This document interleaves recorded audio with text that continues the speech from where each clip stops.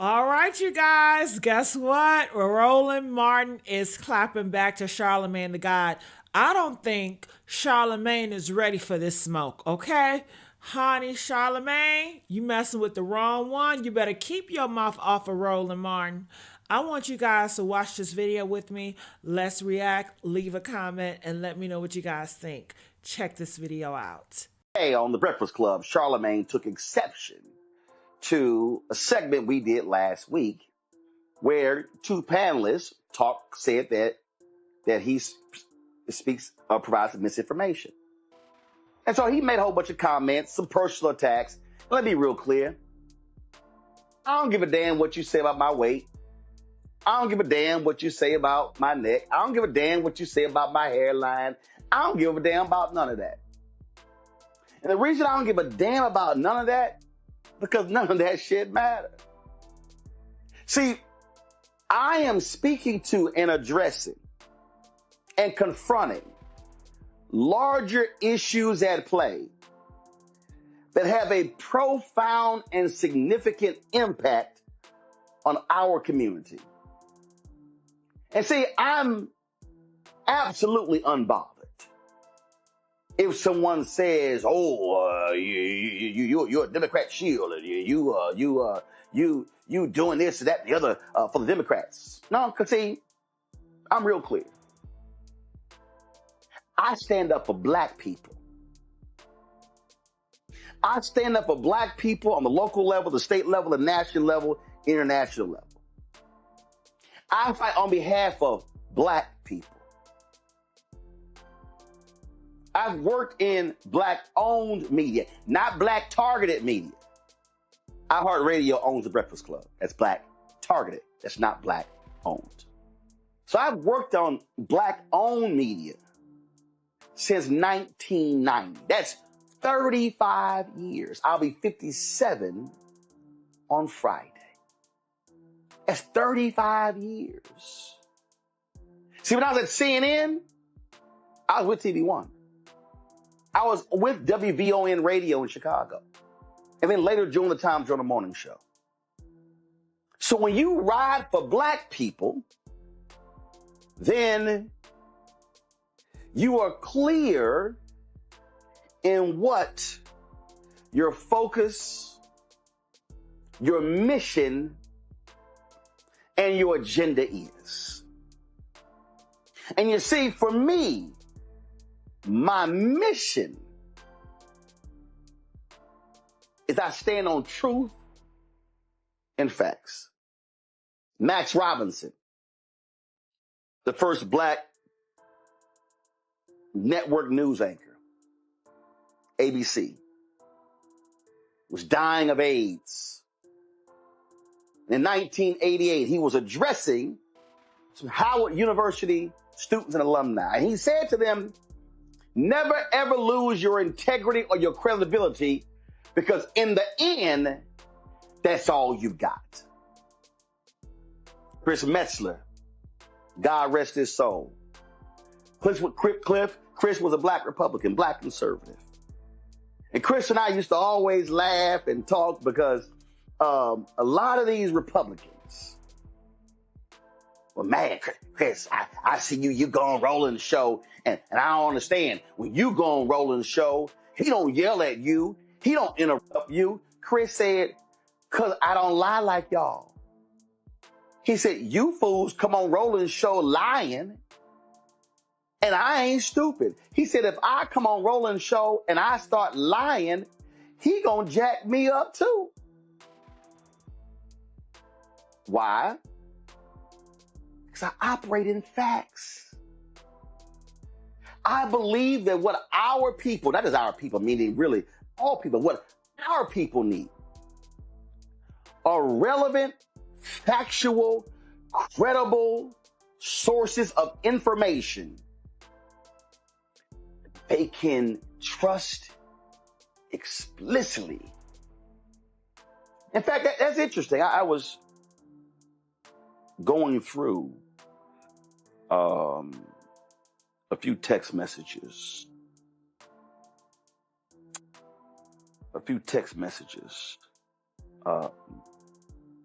between Charlamagne and I over the years. September 1st, 2024. I always go hard for the truth and facts, whether white or black. And this is why I tell black folks to pick credible black-owned media. I simply can't sacrifice the truth for anyone. I've been in journalism since I was 14. Nothing has changed in 41 years. I also said, I'm not hard on us, I'm hard on facts. And what I don't like is when people spew things that are not factual, and then others take it to believe it is true. That has been the case for my entire career. I also said, I don't argue online. As a journalist, I provide facts. You see, we all can have opinions. But even when the context of a debate and one is offering their opinion, it needs to be a factual opinion. It needs to be one that's rooted in truth. Because the general public does not necessarily distinguish between who's a journalist and who's not. Who's a journalist and who's a DJ. Who's a journalist, who's a shock jock. Who's a journalist and who's a radio host. Who's a journalist, who's a podcaster. Who's a journalist and who has a digital show. Because see, the public just sees all media. But there are clear distinctions in terms of our roles and responsibilities. And I thought about that when I saw, because I landed in Bermuda, and all these text messages and whatever, and people hit me up, said, oh, did you see it? No, I didn't. I was literally in the air. And then as folks would hit me up, and I got phone calls from people, and I was quite amused by it all, because it's not like it's new to anyone where I stand on facts. In fact, as I was thinking about it, and people were like, man, you should say this, you should respond this, you should respond this, you should respond this. I said, and I thought about it, no, I'm not going to do any of that. Then there were people who were like, oh, he should come on your show. You should go on his show. I thought about, because all back and forth, and, there was stuff, he begs to come on the Breakfast Club, which is not true. Sent 2 texts this year, one last year, one 2023. And when I go to New York, I actually text about 10 people, 10 shows. So it could be the Breakfast Club, it could be Ebro, it could be Sway, it could be John, Fusil Gang, it could be people at Sirius XM. So let's just be real clear, y'all. I do media all over. I don't beg anybody's show to come on.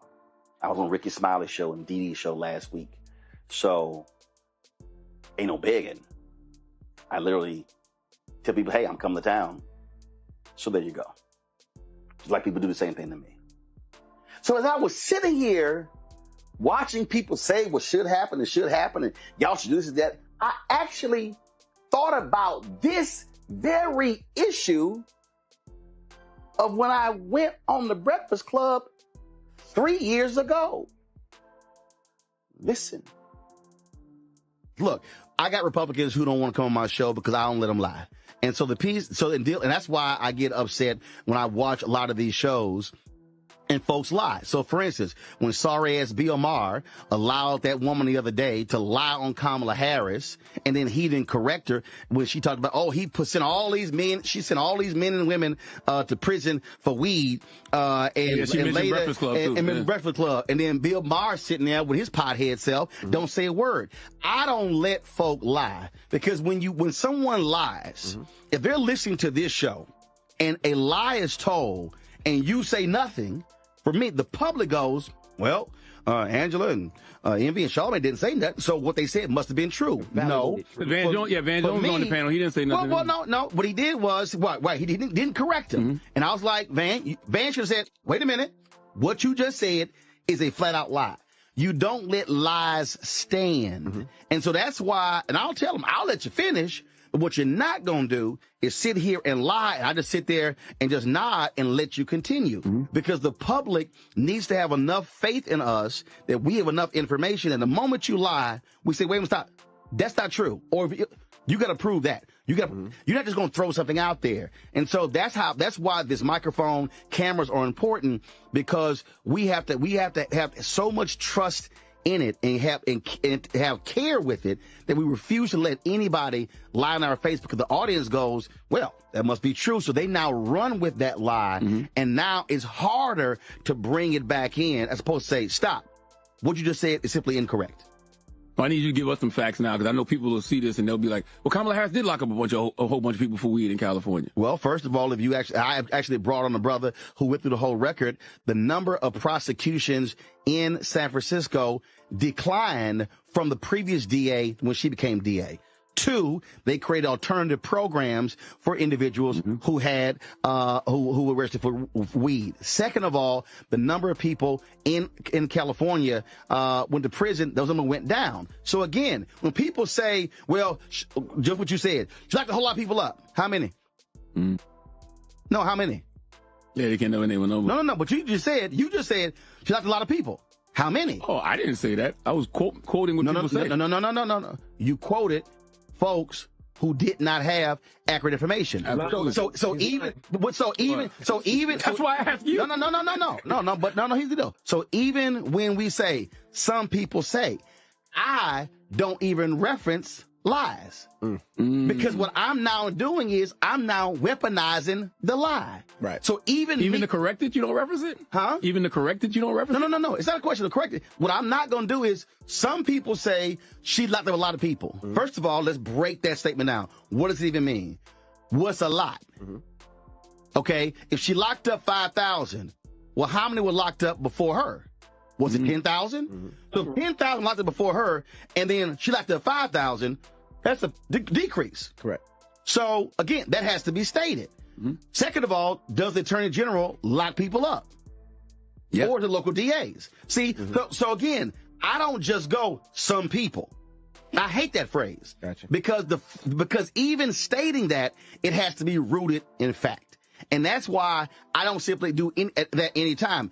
I force people to have to defend a statement and say, no, you need to provide evidence to back that up. And so what if somebody says, well, 5,000 was too many? Okay, but if it was 10,000 and she came in and changed the policy and then it was cut in half, do you not give credit to cutting it in half? Correct. Where I come from, you actually do.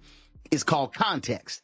And the problem that we have, especially with too many of these damn gossip blogs and these people who are aggregators, who all they do is repeat somebody else right, they don't have any context. They provide no nuance. They provide no factual information.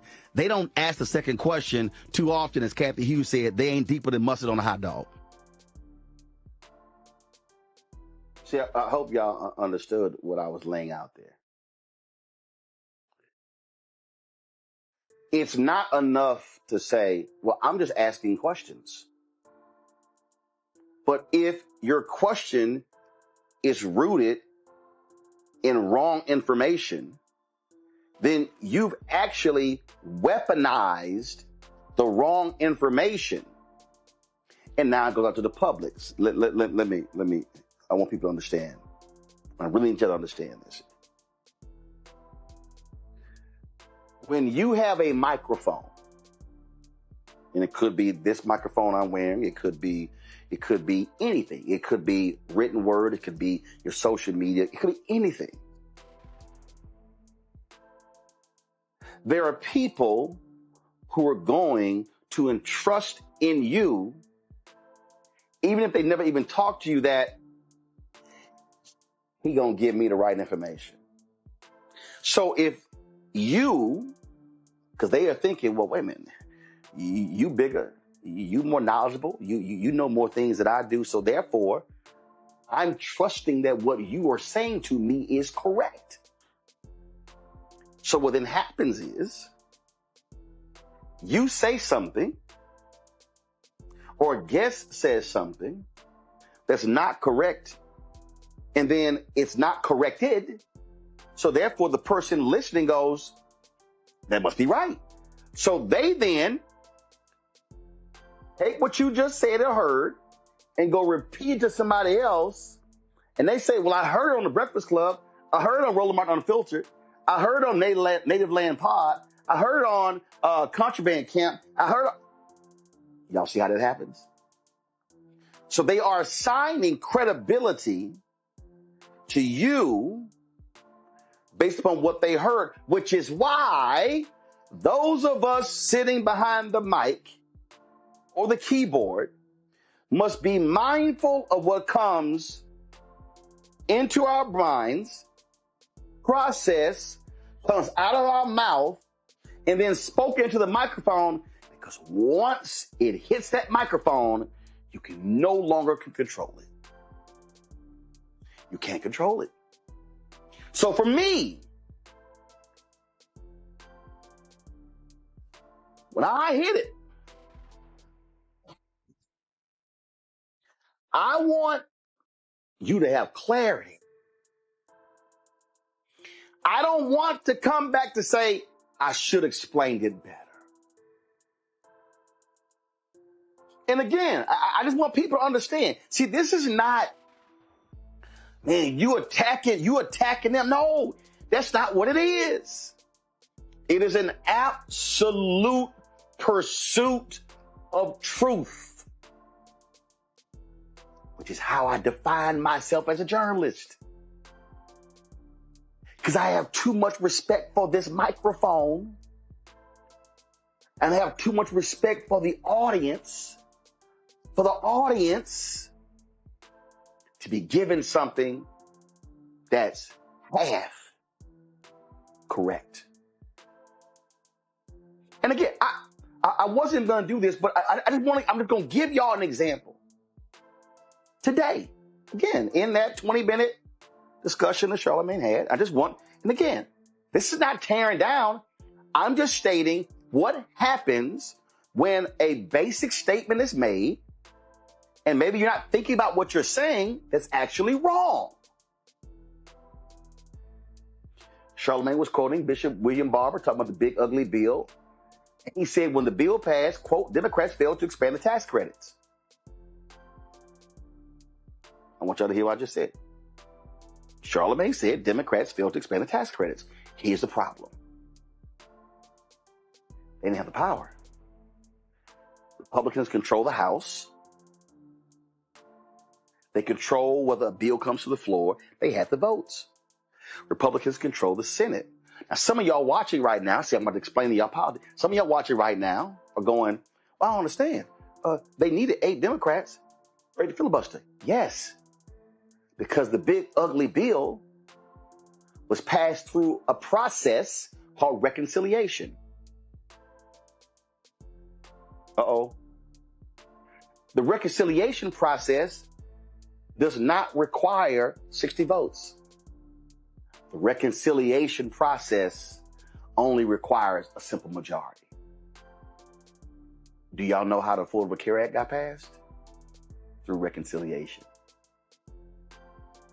Yeah. See, these are the arcane things in politics that I don't expect the average person to know. My job is to explain to the people these arcane things and make it simple for them.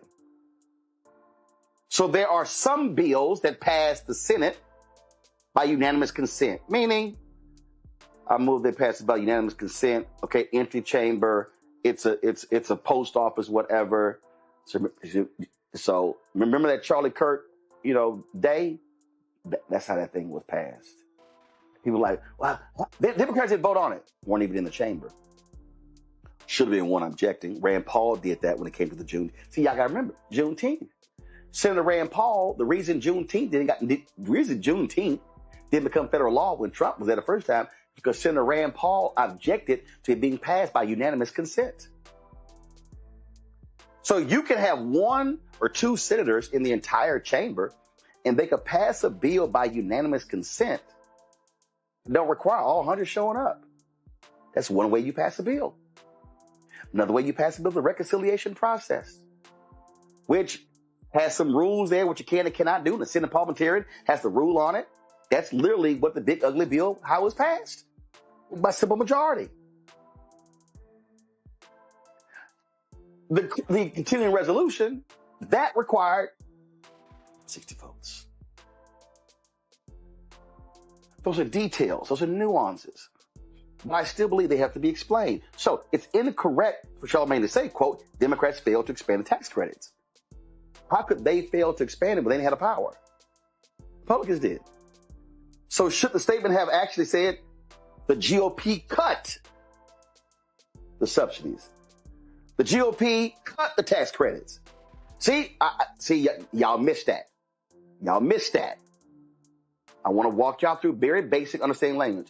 If the phrase is Democrats failed to expand the tax credits, that means that you are assigning blame for the tax credits expiring on the Democrats because they failed to expand the tax credits.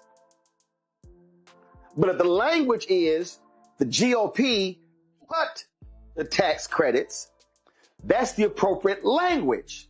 Why? Because they control the House, control the Senate, control the White House.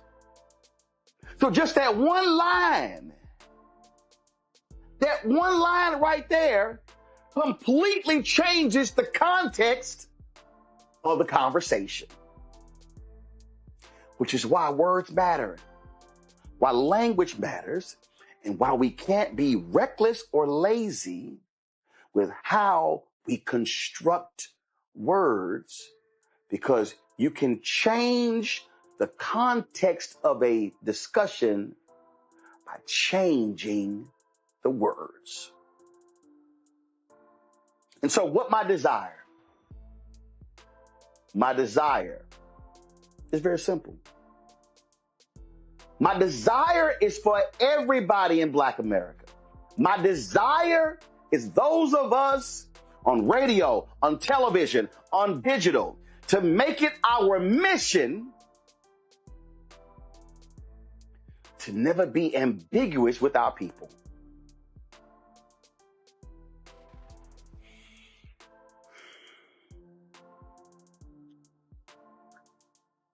When I was on the Tom Jordan Morning Show, I forgot where it could have been. It could have been, I don't know where it was. And his mother came up to me. I need y'all to hear this. His mother came up to me and she said, Mr. Martin, it's good to meet you. My baby will not let me drop her off at school until she finishes your segment. I said, really? The young girl was standing right there. I said, really? She says, yes. Her mama said, if we get to school and you not done, she make me go around the block to finish your segment. I said, oh my God, I appreciate that. So on Monday, I go on the air. I said, Tom, I met this mother and her 12-year-old daughter. I told the story. Tom said he loved it. Y'all got an email. The email said, Mr. Martin, thanks for the shout out, but I'm 11. I love that. I said the young girl was 12, but she was actually 11. She corrected me on her age. That's called a fact. Now, it's not necessarily consequential in terms of the grand scheme of things, but it's still a fact. But here's why that story is so important, because it ain't about the age. It's about the fact that this young girl, it was 11 years old, is in the car with her mama. And this 11-year-old girl was so intently focused on the segment that I had and the people that I was interviewing, that this young girl would not get out of the car until I was done. Y'all, that 11-year-old girl right now is in her early 20s. That 11-year-old girl who was listening to the Tom Joyner Morning Show segment, that little young girl was learning, was listening. And so I could not be careless with what I was saying. I could not fully explain and provide the context of what I was saying, because I wasn't just talking to her mama. I wasn't just talking to her dad. I was talking to her and more like her. So I will never apologize for being fixated on truth. Because what we must understand is that unbeknownst to us, there is a young girl, there's a young boy, there's somebody who's 7, 8, 9, 12, 15, 18, 25, 32, 40, 47, 54, 65, 70, 80, 90, who's watching and listening.